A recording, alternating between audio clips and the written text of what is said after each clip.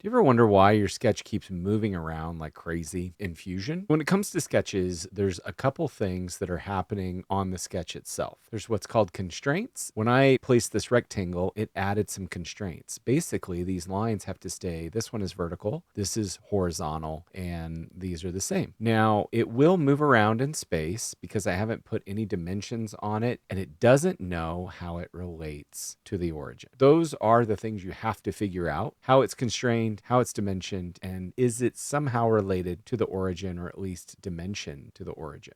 If it's connected to the origin, it will not move there. So now if we place a few dimensions, we're going to have what's called a fully defined, fully constrained sketch, meaning we've defined everything we can about this sketch, and it should update and edit pretty easily. If I change the dimensions, it should obey the design constraints that we've put in, which is that it should stay rectangular and it has these two dimensions and it's connected to the origin. Let's look at this example. This doesn't really have any constraints. You can see it has a coincident here, and that's about it. It has a bunch of dimensions, has 4 dimensions. So it needs to know how it relates to the origin in space, and it also needs the constraints that we know we want. The behavior is that this whole thing moves around. I can change angles, I can change so much because it's still honoring the dimensions that I've placed. We just don't have enough constraints. So good rule of thumb, if you've seen other videos from me, you want to constrain it first and then add the key dimensions you care about. So first, let's select these 2 lines. Then we'll come up to the constraints up here and we'll choose perpendicular, for example.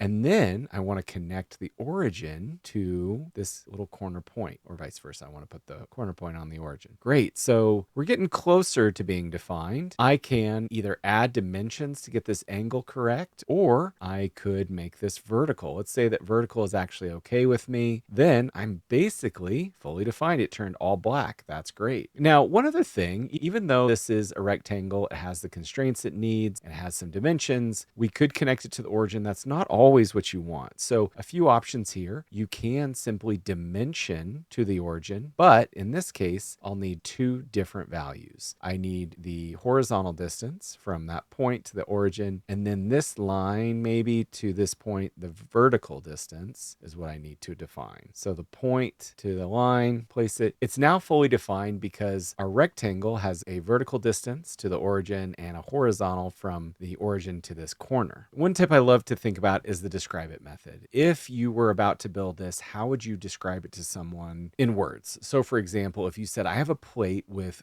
2 holes at the top, and those 2 holes are always equal. So I'll select both and I'll do my constraint of equal. They always line up with each other, meaning they always line up horizontally from center point to center point. Selecting both center points, choosing horizontal, it makes those horizontal. Right now, the dimension that I know for the hole is, let's say, 20. Now, if we want to get really fancy, if we said, hey, the vertical distance and the horizontal distance are always equal to the corner and they're the same on both sides. That's where we maybe could have mirrored this with symmetry, or I can draw these lines, make them construction. I can add these lines right now, make them construction. You'll see where I'm going here in just a second. I'm going to be able to make all of these lines equal to each other, and that lets me define a whole lot less about this model. Select all 4 lines, and I'm going to make them all equal. Getting an error, sometimes that happens, so let's try doing 2 at a time first. These are equal, these are equal, these are equal. There we go. Now it's working. You can see that if I do drag it moves, but it's keeping them all equal. So if I dimension one of these,